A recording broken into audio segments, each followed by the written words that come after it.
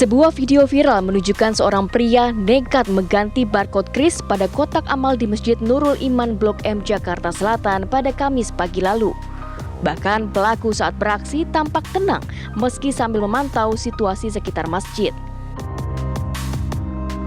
Setelah viral, belakangan diketahui aksi pria pemalsu kris kotak amal tersebut tak hanya terjadi di Masjid Nurul Iman Blok M.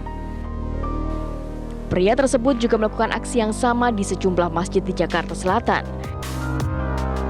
Bahkan terdapat laporan pengurus Masjid Istiqlal juga menemukan 50 barcode kris palsu di kotak amal masjid terbesar di Indonesia tersebut. Modus penipuan apalagi yang menyasar sejumlah masjid di Jakarta ini?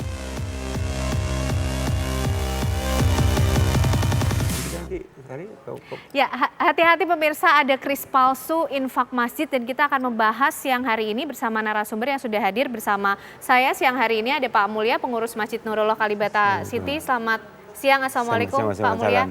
Sehat ya Pak ya? Alhamdulillah. Dan juga bergabung bersama kita pemirsa ada Pak Ismail Kawidu, Kabak Humas Masjid Istiqlal. Selamat siang Pak Ismail.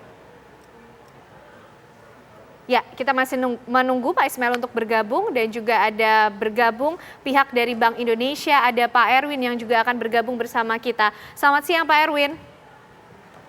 Selamat siang Pak Mulya, Pak Ismail. Baik, terima kasih Pak Erwin. Suara saya jelas ya? Sudah jelas Pak Erwin. Pak Mulya, saya mau tanya dulu untuk di Masjid Nurullah Kalibata ini sendiri. Pengurus masjid akhirnya menyadari bahwa ada penyalahgunaan ini sejak kapan Pak? Ya, sejak hari Minggu kemarin. Hari Minggu. Minggu. Pada saat itu kemudian menyadarinya seperti apa sih? Jadi Mulya? pada saat itu kita habis buka puasa kan. Kita di ruang sekretariat biasa habis makan, habis buka puasa ngobrol-ngobrol gitu kan, mengevaluasi buka puasa, tahu ada ngetok jamaah. Dia bilang, "Pak, ini hati-hati ada kris palsu." Kita langsung kontak. Wah, kita lihat itu kan yang kita punya di sana. Pertama kita di itunya yang di kotak infak. Kita lihat betul, ini dia yang ini. Oke. Ini kita bisa kasih lihat ya Pak Mulya. Ini yang asli milik dari Masjid Nurullah, bertuliskan Masjid Nurullah di sini dengan kris seperti ini. Kalau yang ditempelkan oleh pelaku ini Pak? Ini dia. Oke, saya beri. Baik, ini pemirsa, ini adalah milik pelaku, kris milik pelaku yang bertuliskan restorasi masjid ya Pak ya. Dan yang asli milik Masjid Nurullah ini bertuliskan Masjid Nurullah dengan kris ini. Nah, kalau yang dipasang oleh Masjid Nurullah, ini di titik mana saja sih Pak?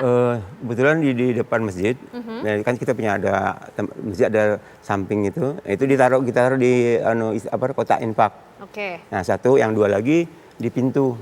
Jadi ada tiga titik. Dan kesemuanya itu diganti oleh pelaku ini, ditumpuk, ditempel di atasnya seperti apa? Ya, hanya yang di kotak itu nggak ditumpuk, cuman yang di pintu-pintu yang ditutup sama dia. Oke. Itu ditutup oleh. Yang kita punya ditutup sama dia. Pada saat ada jemaah yang kemudian melaporkan ini palsu, kecurigaannya dilihat dari apa sih Pak? Dari ini kan kodenya beda, ini restorasi. Oke. Nah, kalau kita kan nggak Masjid Nurullah. Jadi ada memang yang menandai begitu ya, ada perbedaan angka seri di sini dari kris yang dipasang. Oke. Nah, untuk pelaku sendiri Pak, pada saat kemudian pengurus masjid sudah menyadari, yang dilakukan apa kemudian? Kita hanya ngecek yang lain-lainnya. Kan kita ada juga ditaruh di mana Bu? Di tower-tower. Nah, ternyata hanya di masjid aja. Hanya di masjid saja. Mulai mengecek juga CCTV kemudian ya, di masjid? Ya betul, di masjid kita lihat orangnya kan, oh betul. Oke. Nah, pada saat kemudian bisa terlihat pelakunya itu, apa kemudian langkah yang diambil oleh pihak masjid, mencoba mencari pelakunya atau seperti apa Pak Mulya? Sebenarnya kita kan mau konsultasi dengan polisi, karena dia di struktur organisasi kita itu ada polisi juga. Jadi kita melapor. Ya, sudah melapor, cuman hari ini juga kita diminta datang ke Polres. Tapi untuk pelakunya sendiri berarti dari pengurus masjid sampai saat ini juga belum tahu ya identitasnya pelaku ini seperti apa? Tahunya dari itu aja, dari CCTV tersebut. Oke, baik. Kita juga akan coba berbincang dengan Pak Ismail, Humas dari Masjid Istiqlal Jakarta. Assalamualaikum, selamat siang Pak Ismail. Halo, selamat siang Pak Ismail. Waalaikumsalam, Mbak Ken, ya. Kabar? Sehat Pak Ismail, juga sehat. Selamat siang Mbak Ken. Ya, Baik Pak Ismail, kita ingin tahu kalau dari Alhamdulillah. pihak Masjid Istiqlal sendiri Pak, mengetahui pertama kali bahwa ada penyalahgunaan kris di Masjid Istiqlal oleh pelaku ini seperti apa? Pertama kali itu hari Jumat sore ketika menyiapkan kotak amal, terus anak-anak menemukan ada QRIS yang berbeda dengan Istiqlal. Karena itu sudah sore, kemudian dilaporkan ke pimpinan. Hari Sabtu pagi kemudian kita perjelas, saya minta semua itu diperiksa, ternyata betul. Ditemukan ada 22 kotak amal yang sudah ditempeli QRIS yang isinya adalah berbeda dengan Istiqlal punya. Kalau Istiqlal punya kan, tulisannya adalah infak Masjid Istiqlal. Kemudian kalau yang kios itu kan seperti yang ditemukan juga di masjid lain, restorasi masjid. Oh oke. Jadi Ya, Pak, kalau di Masjid Istiqlal sendiri ada berapa titik Ya. sih Pak Ismail yang kemudian ditempeli oleh kode kris ini Pak? itu kan kita temukannya di kotak-kotak amal yang beredar. Nah, kotak amal kita itu kan ada lebih dari 100 ya di Masjid Istiqlal. Dan semuanya sudah kita tempelkan dengan QRIS yang kita punya ya. Yang tadi saya jelaskan itu ada 20 lebih yang kita sudah cabut. Namun kemudian pada saat ini sudah kita laporkan ke polisi pada hari Sabtu,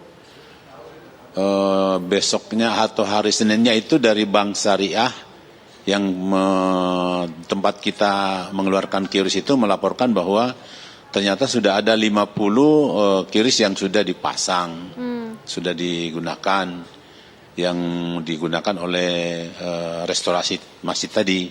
Oke. Pak Ismail, pelaku ini menempelkan krisnya baru di kotak-kotak yang ada di Masjid Istiqlal atau milik Masjid Istiqlal kemudian ditempel di atasnya dengan menggunakan kris pelaku, Pak Ismail? Ditempelkan di atas kirisnya Istiqlal, ditempelkan di atas. Jadi kita punya kiris itu di istilah orang ini ditimpa, Ya. sehingga yang nongol adalah kiris mereka. Oke, baik. Pemirsa, kami masih akan terus membahas mengenai ini, mengenai kris palsu infak masjid yang terjadi di beberapa masjid. Setidaknya ada 3 masjid di Jakarta. Dan termasuk kita juga akan melihat nanti situasi di mana Arnas Urbaningrum juga bebas dari penjara, pemirsa. Kita akan melihat nanti bagaimana situasinya dari sana, pemirsa.